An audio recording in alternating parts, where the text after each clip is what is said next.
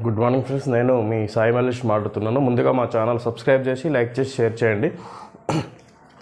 అదేవిధంగా హైదరాబాద్లో కానీ హైదరాబాద్ పరిసర ప్రాంతాల్లో కానీ స్థలం కొనాలనుకున్నా అమ్మాలనుకున్నా ఇందులో నా కాంటాక్ట్ నెంబర్ని సంప్రదించగలరు. ఓకే ఫ్రెండ్స్, ఈరోజు వార్తల్లోని ముఖ్యాంశాలు తెలుసుకుందాం.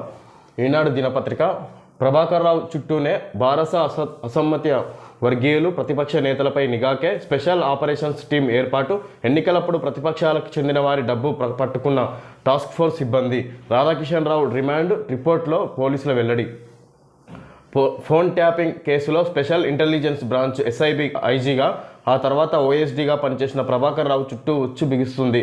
అప్పటి ప్రతిపక్ష నేతలతో పాటు అధికార పార్టీలోని అసమ్మతి వర్గీయులపై నిఘా పెట్టేందుకు ఆయన ప్రత్యేకంగా ఓ బృందాన్ని ఏర్పాటు చేసినట్టు, దీనికి స్పెషల్ ఆపరేషన్స్ టీమ్ అని పేరు పెట్టినట్లు రాధాకిషన్ రావు విచారణలో వెల్లడైంది. సామాజిక వర్గం ప్రాతిపదికన సస్పెండ్ అయిన డిఎస్పీ ప్రణీత్ రావుకు ఏరికోరి దీని బాధ్యతలు అప్పగించినట్టు బహిర్గతమైంది. ప్రణీత్ రావు ఇచ్చిన సమాచారం ఆధారంగానే ఎన్నికల సమయంలో ప్రతిపక్షాలకు చెందిన డబ్బును పట్టుకున్నట్లు కూడా తేలింది. హైదరాబాద్ టాస్క్ ఫోర్స్ డీసీపీగా ఓఎస్డీగా పనిచేసిన రాధాకిషన్ రావు విచారణలో అనేక సంచలన విషయాలు వెలుగులోకి వచ్చాయి. గత గురువారం అరెస్ట్ చేసిన పోలీసులు ఆయన వాంగ్మూలం నమోదు చేశారు. రిమాండ్ రిపోర్ట్లో పేర్కొన్న ప్రకారం వివరాలు ఇలా ఉన్నాయి.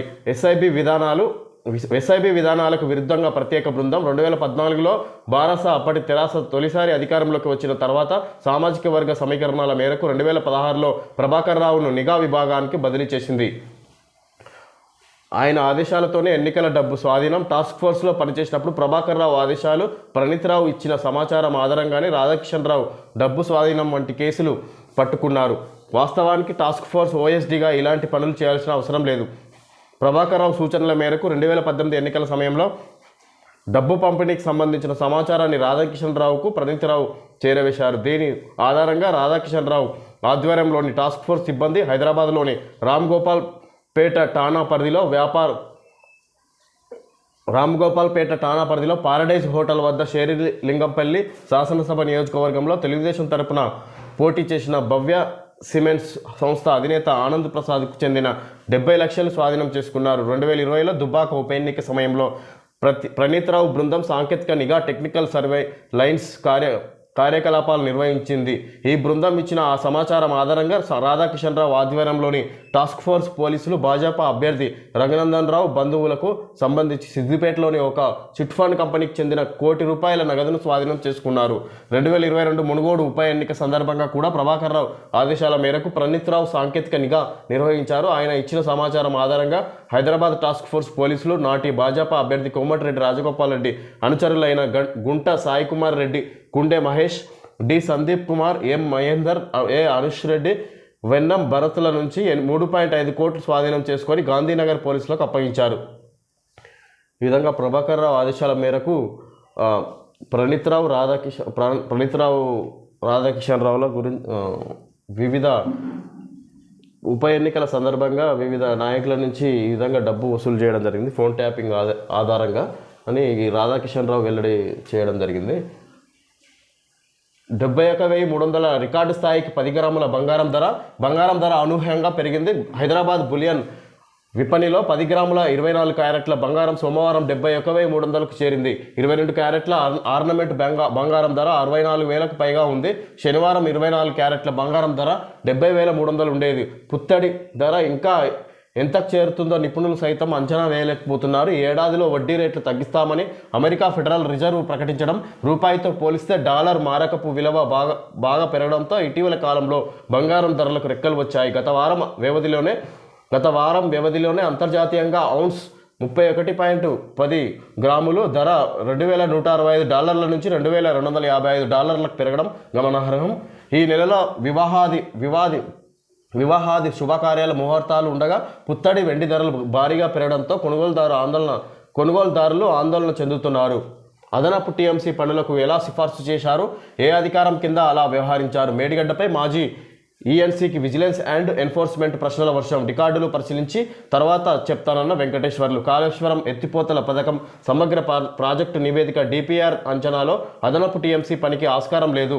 అదనపు టీఎంసీ సివిల్ పనులకు మాత్రం అంచనాలు తయారు చేశాం అని ప్రాజెక్టు మాజీ engineer in chief Venkateswarlu vigilance and enforcement అధికారులకు చెప్పారు. ఏ అధికారం కింద అలా సిఫార్సు చేశారని విజిలెన్స్ అధికారులు ప్రశ్నించగా, ప్రస్తుతం ఈ ప్రశ్నకు సమాధానం ఇవ్వలేనని రికార్డులు పరిశీలించి తర్వాత చెప్తానని పేర్కొన్నట్లు తెలిసింది.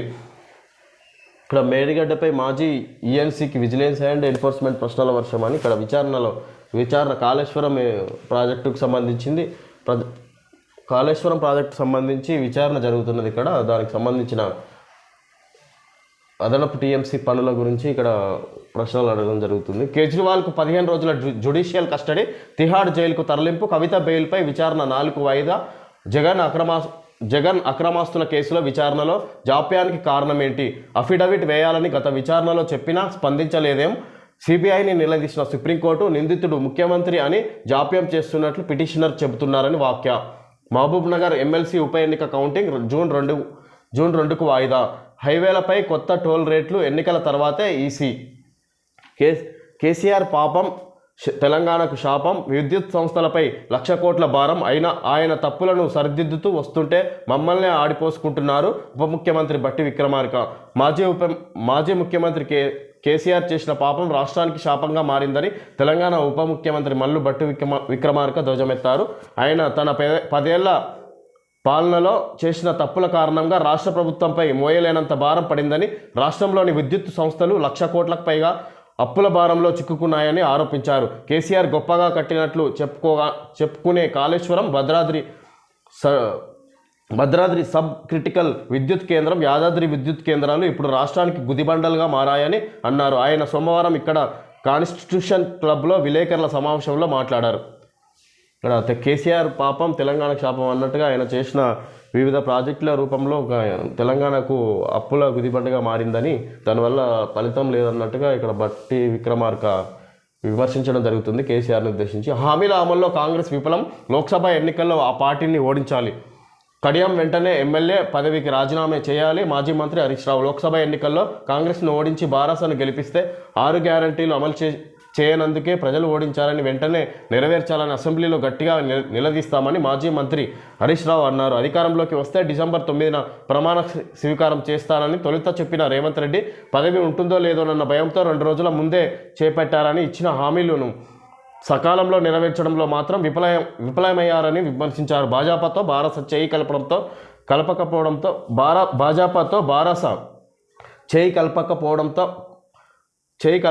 కలపకపోవడం వల్లే ఎమ్మెల్సీ కవితను జైల్లో పెట్టారని చెప్పారు. సోమవారం హనుమకొండ జిల్లా భీమారంలో బారాస జిల్లా అధ్యక్షుడు దాస్యం వినయ్ భాస్కర్ నేతృత్వంలో ఏర్పాటు చేసిన వరంగల్ లోక్సభ నియోజకవర్గ కార్యకర్తల సన్నాహక సమావేశంలో హరీష్ రావు మాట్లాడారు. స్టేషన్ గన్పూర్ ఎమ్మెల్యే కడియం శ్రీహరికి కేసీఆర్ ఎంపీ, ఉప ముఖ్యమంత్రి, ఎమ్మెల్సీ పదవులు ఇచ్చిండు, ఆయనకి ఏం తక్కువ చేసిన అన్నట్టుగా కేసీఆర్ విమర్శించడం జరుగుతుంది. హరీష్ రావు కడియం శ్రీహరిని ఈ విధంగా విమర్శించడం జరుగుతుంది. సీఎం రేవంత్ రెడ్డి ఎన్నికల ప్రసంగం వీడియోని ప్రదర్శిస్తున్న హరీష్ రావు, చిత్రంలో గండ్ర వెంకటరమణారెడ్డి, ఎర్రవెల్లి దయాకర్ రావు తదితరులు. సీఎం రేవంత్ రెడ్డి చేసిన ప్రమాణ స్వీకారం తేదీని ఉద్దేశించి మాట్లాడడం జరుగుతుంది. ఆ సమయంలో చేసిన హామీలను కూడా ఇక్కడ హరీష్ రావు వీడియో రూపంలో వివరించడం జరుగుతుంది. దాన్ని ఇక్కడ కడియం గురించి కూడా మాట్లాడుతున్నాడు ఆయన. 5న జిల్లా కేంద్రంలో రైతు సత్యాగ్రహం, హామీలు నెరవేర్చని కాంగ్రెస్పై అన్నదాతల్లో ఆగ్రహం. కేంద్ర మంత్రి, భాజపా రాష్ట్ర అధ్యక్షుడు కిషన్ రెడ్డి. రాష్ట్ర ప్రభుత్వ రైతు వ్యతిరేక విధానాలను నిరసిస్తూ భాజపా కిసాన్ మోర్చా ఆధ్వర్యంలో ఈ నెల 5న అన్ని జిల్లా కేంద్రాల్లో చేపట్టనున్న రైతు సత్యాగ్రహం కార్యక్రమాన్ని జయప్రదం చేయాలని కేంద్ర మంత్రి, భాజపా రాష్ట్ర అధ్యక్షుడు జి కిషన్ రెడ్డి పిలుపునిచ్చారు. సోమవారం భాజపా రాష్ట్ర కార్యాలయంలో కిసాన్ మోర్చా రాష్ట్ర అధ్యక్షుడు కొండపల్లి శ్రీధర్ రెడ్డి అధ్యక్షతన జరిగిన రాష్ట్ర పదాధికారులు కిసాన్ మోర్చా జిల్లా అధ్యక్షుల సమావేశంలో ఆయన మాట్లాడారు. శాసనసభ ఎన్నికల్లో అనేక వాగ్దానాలు ఇచ్చి మోసం చేసిన కాంగ్రెస్ ప్రభుత్వంపై రైతులు ఆగ్రహంతో ఉన్నారని తెలిపారు. రానున్న పార్లమెంట్ ఎన్నికల్లో భాజపా అత్యధిక సీట్లు గెలిచేందుకు కిసాన్ మోర్చా శ్రేణులు సైనికుల్లా పనిచేయాలని కోరారు. కార్యక్రమంలో భాజపా జాతీయ రాష్ట్ర ప్రధాన కార్యదర్శులు చంద్రశేఖర్ తివారీ, జి ప్రేమేందర్ రెడ్డి, రాష్ట్ర జాతీయ కార్యవర్గ సభ్యుడు మధుసూదన్ రెడ్డి తదితరులు పాల్గొన్నారు. అందరి సంక్షేమమే అందరి సంక్షేమమే లక్ష్యంగా మోదీ 10 పాలన, 10 ప్రధానమంత్రి నరేంద్ర మోడీ పాలనలో అన్ని వర్గాల సంక్షేమంతో పాటు దేశవ్యాప్తంగా మౌలిక సదుపాయాల కల్పన జరిగిందని జి కిషన్ రెడ్డి అన్నారు. సబ్కా సాథ్ సబ్కా వికాస్ విశ్వాసును ఆచరణలో చూపడం ద్వారా మారుమూల ప్రాంతంలోని ప్రతి లబ్ధిదారుడికి కూడా ప్రభుత్వ పథకాలు చేరుతున్నాయని చెప్పారు. భాజపా రాష్ట్ర కార్యాలయంలో పార్టీ రాష్ట్ర నేతలు కాసం వెంకటేశ్వర్లు, రామచంద్రరావు, సుభాష్ ఇతర నేతలతో కలిసి ఆయన విలేకరుల సమావేశంలో మాట్లాడారు. 60 ఏళ్ల కాంగ్రెస్ పాలనలో 100 కోట్ల మందికి పైగా ప్రజలు అనేక సౌకర్యాలకు దూరమయ్యారని ఈ విధంగా కిషన్ రెడ్డి కాంగ్రెస్ గవర్నమెంట్ ఉద్దేశించి విమర్శించడం జరుగుతుంది. లోక్సభ ఎన్నికల్లో అందరూ పార్టీ సైనికుల్లో పనిచేయాలని భాజపా కార్యకర్తలకు ఈయన ఉద్దేశించి మాట్లాడడం జరుగుతుంది. కేసీఆర్లో మొదలైన భయం ఈ లోకసభ ఎన్నికల తర్వాత భారత మిగిలదని బెంబేలు. అందుకే డిప్రెషన్తో పచ్చి అబద్ధాలు. మంత్రి ఉత్తమ్ కుమార్ రెడ్డి. వరంగల్ అభ్యర్థిగా కడియం కావ్య ప్రకటించిన ఏఐసిసి ఇప్పటి వరకు 14 స్థానాలకు అభ్యర్థుల ఖరారు. మిగిలిన 3 కొనసాగుతున్న ఉత్కంఠ. వరంగల్ లోక్సభ స్థానాన్ని కాంగ్రెస్ పార్టీ కడియం కావ్యకు కేటాయించింది. ఈ మేరకు సోమవారం రాత్రి ఏఐసిసి అధికారిక ప్రకటన చేసింది. బారస అభ్యర్థిగా ప్రకటించిన తర్వాత ఆ అవకాశాన్ని వదులుకొని తండ్రి కడియం శ్రీహర్తో పాటు కాంగ్రెస్లో చేరిన ఆమెకు అనుకున్నట్లుగానే సీటు కేటాయించారు. దీంతో కాంగ్రెస్ పార్టీ రాష్ట్రంలోని 14 సీట్లకు అభ్యర్థులను ప్రకటించినట్లయింది. వాళ్ళు ఊహించినట్టుగానే బీఆర్ఎస్ నుంచి వచ్చి కాంగ్రెస్లో ఉన్న అదే లోక్సభ ఎంపీ సీటును కావ్యకు కేటాయించడం జరిగింది. కాంగ్రెస్ పార్టీ 7,149 ధాన్యం కొనుగోలు కేంద్రాల ప్రారంభం. అన్నింట్లో మద్దతు ధర చెల్లింపులకు ఏర్పాట్లు. సమస్యలపై ఫిర్యాదులకు టోల్ ఫ్రీ నెంబరు. పౌర సరఫరాల కమిషనర్ వెల్లడి. రాష్ట్ర వ్యాప్తంగా సోమవారం 7,149 యాసంగి ధాన్యం కొనుగోలు కేంద్రాలను ప్రారంభించినట్లు పౌర సరఫరాల కమిషనర్ డిఎస్ చౌహాన్ తెలిపారు. ఈ సీజన్లో 75.40 లక్షల టన్నుల ధాన్యం కొనుగోలు చేయాలని లక్ష్యంగా నిర్దేశించామన్నారు. సాధారణ రకానికి క్వింటాలకు 2,183, గ్రేడ్ 1 రకానికి 2,203 రూపాయల చొప్పున మద్దతు ధరలను కేంద్రాల్లో చెల్లిస్తామని చెప్పారు. సరైన నాణ్యత ప్రమాణాలను అనుసరించి ధాన్యాన్ని కేంద్రాలకు తీసుకొచ్చి మద్దతు ధరలు పొందాలని రైతులకు సూచించారు.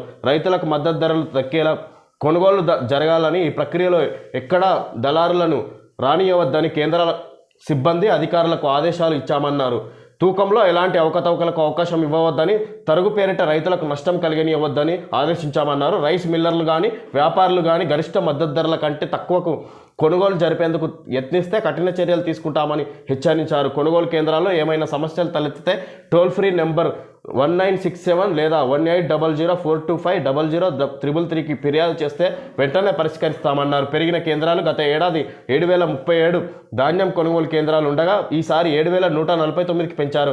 కొనుగోళ్లు త్వరితగతిన జరిగేందుకు, అన్నదాతలకు సమీపంలో ఉండేందుకు వీలుగా ఎక్కువ కేంద్రాలు ఏర్పాటు చేశామని, రైతులు నేరుగా ప్రభుత్వ కొనుగోలు కేంద్రాలకే ధాన్యాన్ని తీసుకొచ్చి మద్దతు ధర పొందాలని పౌర సరఫరాల కమిషనర్ కోరారు. కొనుగోలు కేంద్రాల వద్ద అన్ని సౌకర్యాలను కల్పిస్తున్నట్టు తెలిపారు. ఇక్కడ 7,149 ధాన్యం కొనుగోలు కేంద్రాల ప్రారంభించారు పౌర సరఫరాల కమిషనర్ వెల్లడి. ఈ విధంగా వాటికి సంబంధించిన బ్రోకర్లు ఏమైనా దళారులకు తక్కువ రేటుకు కొని అవకతవకలకు పాల్పడితే ఇక్కడ కాల్ సెంటర్కి ఫోన్ చేయాలన్నట్టుగా ఇక్కడ నెంబర్ కూడా ఇవ్వడం జరిగింది. ధాన్యం కొనుగోలు కేంద్రాలు ఏర్పాటు చేయడం సందర్భంగా ఈ విధంగా పౌర సరఫరాల కమిషనర్ వెల్లడించారు. ఈ విధంగా మండే ఎండలు ముదరడంతో నగర ప్రజలు బయట తిరగాలంటేనే జంకుతున్నారు. వాహనాలతో కిక్కిరిసిపోయే రాజధాని హైదరాబాద్లో దారులన్నీ నిర్మానుష్యంగా దర్శనమిస్తున్నాయి. సోమవారం మధ్యాహ్నం 3 గంటల సమయంలో రాష్ట్ర సచివాలయం ముందు రోడ్లన్నీ ఇలా బోసిపోయి కనిపించాయి. ఈనాడు హైదరాబాద్. ఇక్కడ ఎండల సందర్భంగా బయట జనాలు కనిపిస్తలేరు అన్నట్టుగా ఇక్కడ అసెంబ్లీకి సంబంధించి ట్యాంక్ బండ్ దగ్గర సంబంధించిన రోడ్డు ఇక్కడ చూపించడం జరుగుతుంది. ఓకే ఫ్రెండ్స్, ఈరోజు వార్తల్లోని ముఖ్యాంశాలు తెలియజేయడం జరిగింది. Thank you friends.